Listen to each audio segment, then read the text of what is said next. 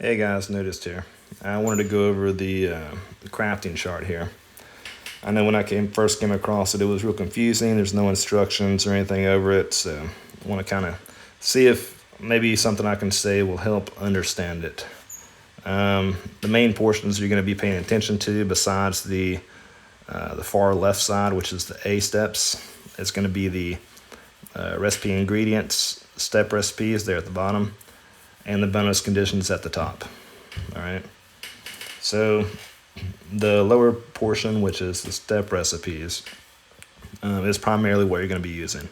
This is going to be going from one step to another. So if I start out in A01 and then I use a step recipe of AAAA, which is going to be 4 metals, I craft a badge, then it's going to go to step 2, to A02. To figure out where you start, you're going to have to craft probably about 4 badges. Just use a step recipe, AAAA, BBBB, any of these step recipes here, and track each roll you do in order. I'm about to tell you how to track those, but track each one, and then you compare it to the chart, and you look at what area you're in, comparing your results to the chart. Like you might start out in A15 or A23, something like that. But 3 or 4 crafts will allow you to kind of see where you're at. So anyways, we went over the step recipes. If you look at the top, the bonus conditions here is how you're going to label your rolls, and also how you're going to figure out where you're at and what you want to do. So first we're going to look at the bonuses, like the no bonus, hero teammate, the SBS, which is shooter, bruiser, scout, HWA, hunter, warrior, assault. So it's real simple. If you roll a badge and it does not have a bonus, then you just label it with a dash. And to keep it that way so that it aligns with the chart, so it makes it real easy to figure out. So if there's no bonus at all, it's going to be a dash. Hero teammate, meaning if it's a specific hero, like if it says 4% damage if Sasha is teammate, or Princess is teammate, specific hero, then label it hero. SBS, your next one down. If shooter is teammate, if teammate is bruiser, if teammate is scout, that's going to be labeled SBS. HWA, if teammate is a hunter, if teammate is a warrior, if teammate is assault, then a bonus applies. That's going to be labeled HWA. So that's what that is. That's one of the labels you're going to use, one of the primary labels you're going to use to track where you are in this chart. And the only other label you're going to be using is odd or even, meaning if you create a badge and then click on the badge, then it's going to tell you what slot that badge is in. Like if it's 1, 3, or 5, you're going to label it odd. If it's 2, 4, or 6, you're going to label it even. And that's all you need to start out with labeling your badges, to figure out where you are. So let's look at the recipe. Let me see. Let's look at the jump recipes down here. So you got jump recipes and top recipes. That top recipe is going to be just like it is in game, to create a damage, to create a critical damage, to create damage reduction. Those are all exactly the same as they are in games. So it's nothing to really worry about. The jump recipes is something you're going to want to pay attention to.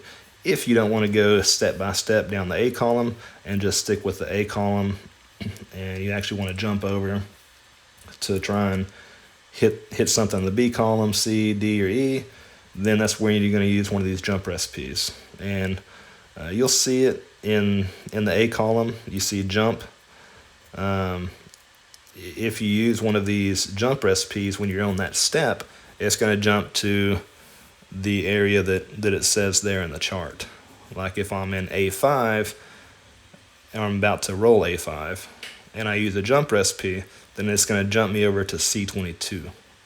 So that way I'm over in the C column. Then as I use step recipes, I'll start going down the C column. That's how that works. if you want to shift over. So, let me see, we went over the details at the top. So, here's a shot of how I label. I just now finished up A29. I rolled a badge with a bonus that included a shooter and had an odd, so I labeled it SBS odd, and I also labeled it with the step A29 I was in. So that way I know what step I'm in, so the next time I roll, I know what to expect. I also know that next time I'm rolling for A30, so I need to know, am I using junk badges, am I using junk components, or am I using a legendary component? Right now I'm going to roll for A30. Now if you look at the chart, A30 is one of these highlighted colors, meaning it's going to be a good roll. IPR, that means Iron Skin, Power Strike, or Ruthless. So with an IPR, I'm really looking for probably Power Strike or Ruthless, because you got a 2 of 3 chance getting that. So I'm probably going to roll a damage or critical damage roll to try and put that on a warrior or a scout. Alright, so I go ahead and roll. I rolled an Iron Skin with damage, and the slot is 1. It's not really what I wanted, but it was a 2 of 3 chance that I get a good trait for that. But oh well, at least I got a bonus. It's better than no bonus, and I had a chance. So I go ahead and label it. My slot 1 is odd, and I go ahead and label it IPR, just as the chart said, or it was just as anticipated. So my next roll is a DRB roll. I'm down in A31 now. It's going to be a DRB roll, which is dodge, retaliate, and bullet dodge. So again, we've got dodge and retaliate. Those 2 of 3 of those are going to be good traits. This is good for a defensive badge like health or damage reduction. So that's the recipe I'm going to use. One thing a lot of people do is, if you're going to roll off the chart, to use all your health rolls, roll it on odd, and then all of your damage reduction on even, or vice versa. That way, you might be overlapping slots, but at least like your 1, 3, and 5 spots may be health, and then your 2, 4, and 6 will be damage reduction. That way they're not cluttered up in the same spot, and you'll have to use a bunch of reroll tokens for changing the slots. So that kind of keeps them a little more balanced. Maybe use a few less reroll tokens. All right, so I roll this one. I get health and I get dodge. So that's perfect. That's exactly what I want. I look at my slot and I get an even. That's what I anticipated. This is going to be a great badge for Bruiser Assault. Go ahead and make a note. A31 DRB even. My next roll. If you look at the chart, look down at A32.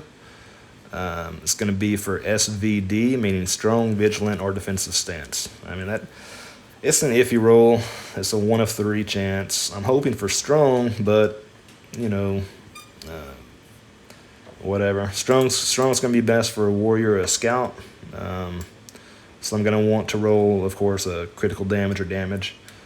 And the same thing with critical damage. You're usually going to want to separate those. Your odd rolls damage, even rolls critical damage, or switch them, vice versa, whatever works, so that you keep those in separate slots. So you have all your damage in one, all your critical damage in another. If I had to redo it all again, that's the exact way I did it. So I roll a critical damage and I get vigilant. It's not what I wanted. Still a good chance, still a chance I took, but whatever. At least it has a bonus. I note down A32 SVD, just as anticipated, and I put it in my log. Last roll here is LMS. So lucky, marksman, or sure shot. So this is a really good one. This is going to be a guaranteed great trait for shooter or hunter. So I'm going to want to roll a damage or critical damage. All right. So I roll a damage and get the lucky trait. I make a note of that, A33, LMS, odd. All right, so now A33 is the very end of the chart. So the next time I roll, I'll be starting again at A1. Notice that A1 is not a bonus. It's going to be an odd slot.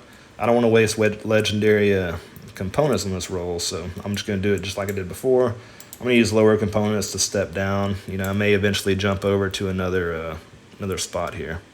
But anyway, hopefully this helps understand this. It is pretty dang confusing. So hit me up if you have any questions.